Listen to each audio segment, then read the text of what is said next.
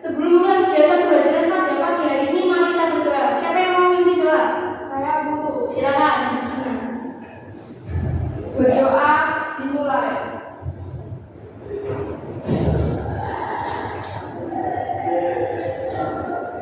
Berdoa selesai.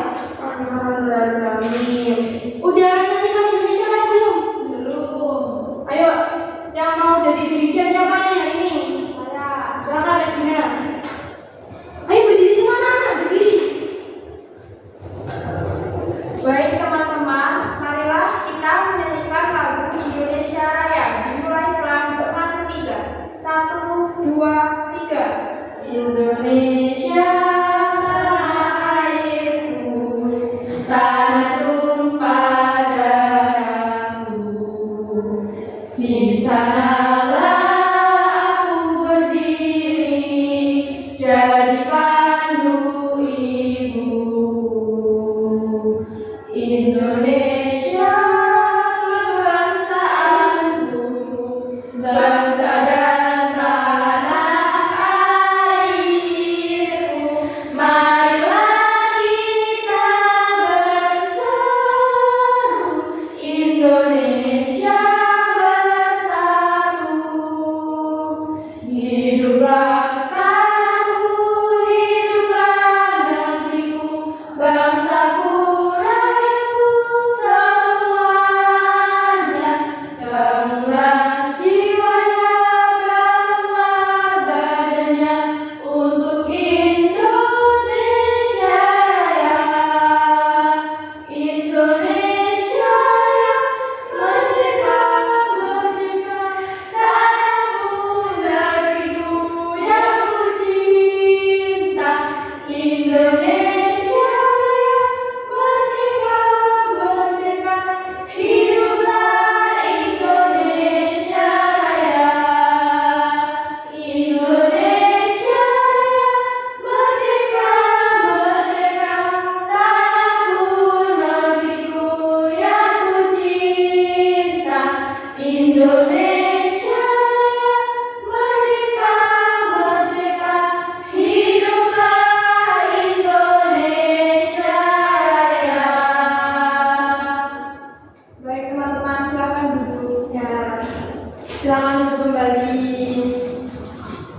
Ada yang tahu nggak tujuan kita menyanyikan lagu Indonesia Raya di awal kegiatan pembelajaran? Ya, Untuk menghormati jasa pahlawan guru. betul sekali. Jadi kita menyanyikan lagu Indonesia Raya di awal pembelajaran adalah bertujuan untuk menumbuhkan rasa nasionalisme dan patriotisme dalam diri kita sendiri. Paham, anak? Paham. Ada yang masih ingat nggak kita minggu kemarin itu mempelajari mengenai apa? Teks prosedur. Masih ingat nggak apa itu teks prosedur? Teks ini isinya langkah Bu. Betul sekali. Teks prosedur adalah teks yang berisi langkah-langkah mengerjakan sesuatu. Masih ingat kan ya anak? Masih Bu. Tapi hari ini kita tidak akan mempelajari mengenai teks prosedur. Namun kita ganti ke materi yang baru, yaitu materi mengenai debat. Sebelumnya ibu ada pamit ini. Jalan-jalan ke pasar maling. Cakep. Pulangnya tidak lupa membeli kepiting. Cakep. Selamat pagi, good morning anak-anak. Bertemu lagi kita dengan ibu-ibu cantik ini yang secantik Jenny Blackpink.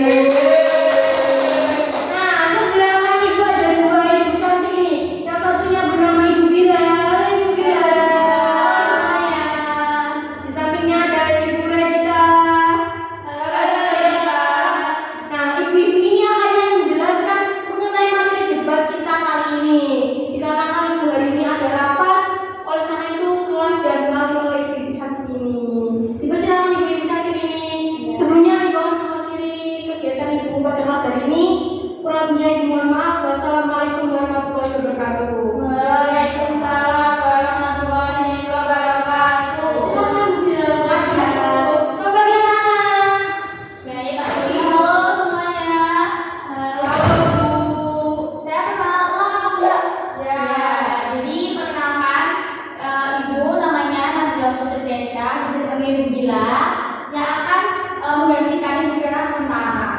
Tadi sudah disinggung ya, pagi ini kita akan belajar apa? Debat. Nah, hari ini kita akan membahas materi debat. Nah, sebelum Ibu jelaskan, dari kalian udah ada yang tahu belum apa sih debat itu? Nah, silakan. Debat itu seperti kita berargumen pada seseorang ya. Ya, betul. Jadi, debat merupakan sebuah kegiatan di mana ada dua belah pihak, yaitu pro dan kontra, yang saling memberikan pendapat atau beradu argumen. Pro dan kontra itu apa, Bu? Pro dan kontra. Pro itu merupakan pihak yang setuju terhadap pembahasan atau topik yang sedang diangkat pada debat tersebut. Sedangkan kalau yang kontra itu merupakan pihak yang tidak setuju atau menolak dengan pembahasan itu sendiri. Bisa dipahami? Bisa. Kita kan udah tahu nih pengertian dari debat ya. Kemudian ada fungsi dari debat.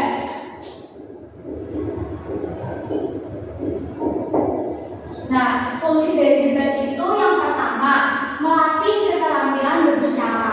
Jadi, ketika kita debat, kan debat merupakan kegiatan beradu argumen atau menyampaikan pendapat secara lisan. Nah, karena kita berbicara dengan lisan, melakukan kegiatan secara lisan, keterampilan kita dalam berbicara itu terlatih karena kita harus bisa menyampaikan pendapat kita dengan baik dan juga dengan mudah. Kemudian fungsi yang kedua itu melatih kemampuan berpikir kritis. Karena debat ini kita dilatih untuk bisa memahami jawaban dari lawan debat kita dengan cepat dan juga memikirkan jawaban yang tepat secara cepat dan efektif. Karena waktu debat itu kita memiliki batasan waktu, kita nggak bisa berpikir lama-lama, kita nggak bisa nyari di Google apa. Jadi pure semuanya itu murni pikiran dari kita sendiri gitu. Terus yang ketiga itu melatih rasa percaya diri. Nah, karena kita menyampaikan pendapat kita melalui lisan, jadi kita harus memiliki rasa percaya diri yang tinggi agar kita tuh percaya diri gitu bahwa pendapat yang kita katakan itu benar dan dapat mematahkan jawaban dari lawan kita gitu. Kemudian selanjutnya ada ciri-ciri. Nah, ciri-ciri debat yang pertama itu ada adu argumen. Nah, sesuai pengertiannya dari debat tadi ya, karena ada dua belah pihak dari pro dan kontra yang saling menyatakan pendapat dan itu berlawanan, maka ada adu argumen. Kemudian ciri-ciri yang kedua itu ada sesi tanya jawab, di mana nanti kalian itu diberikan sebuah mosi atau permasalahan topik yang akan kalian perdebatkan. Kemudian yang ketiga ciri-cirinya itu adanya dua pihak pendebat yaitu pro dan kontra. Selain itu juga ada moderator yang berlaku sekaligus sebagai juri. Nah, setelah ciri-ciri ada jenis-jenis. Nah, jenis-jenis debat ini ada tiga. Yang pertama, debat parlementer. Debat ini berfungsi untuk mendukung undang-undang yang sedang disusun atau dievaluasi. Nah, sifatnya debat parlementer itu formal dan kenegaraan. Kemudian yang kedua itu ada cross examination debating. Tulisannya gini, cross examination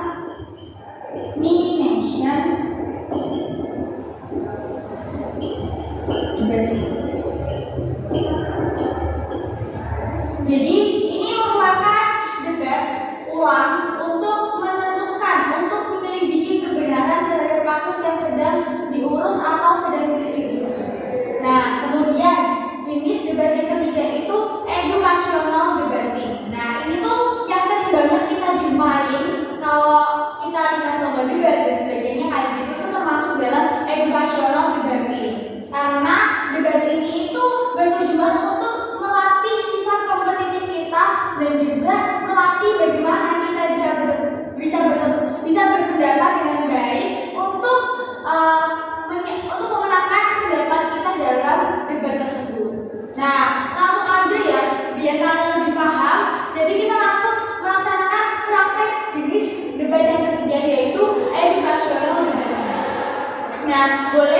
dari kalian ini bisa diputar dulu. Untuk di sebelah kiri saya menjadi tim pro dan sebelah kanan saya menjadi tim kontra.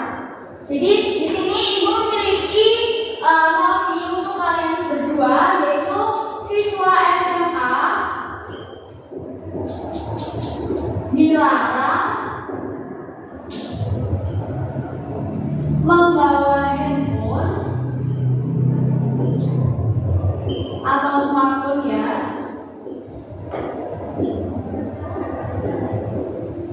ke sekolah.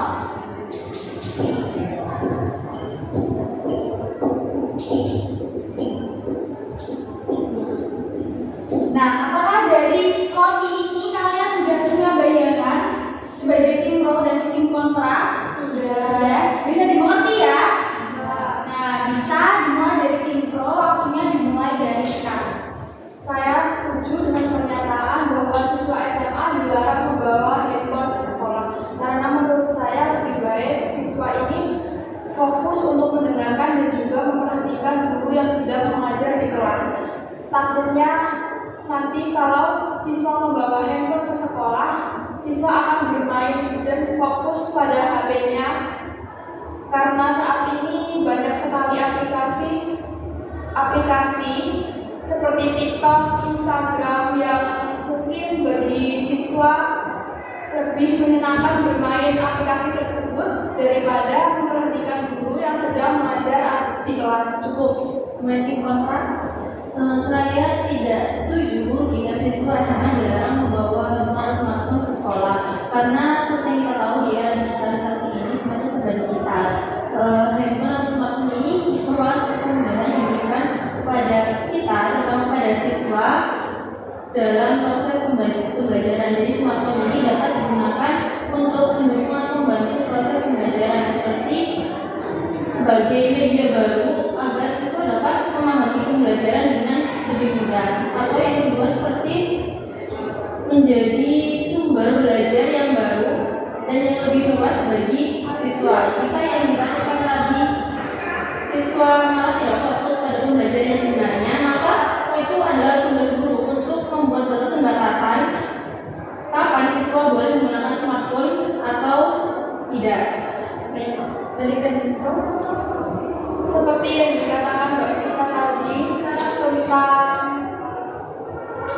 handphone sebagai sumber pembelajaran, bagi saya lebih baik guru atau siswa lebih baik diajarkan untuk contohnya pembelajaran di luar kelas agar siswa tidak bosan berada di kelas, lalu siswa diajari untuk belajar di luar kelas dengan melibatkan sumber alam di luar kelas tersebut. Lalu untuk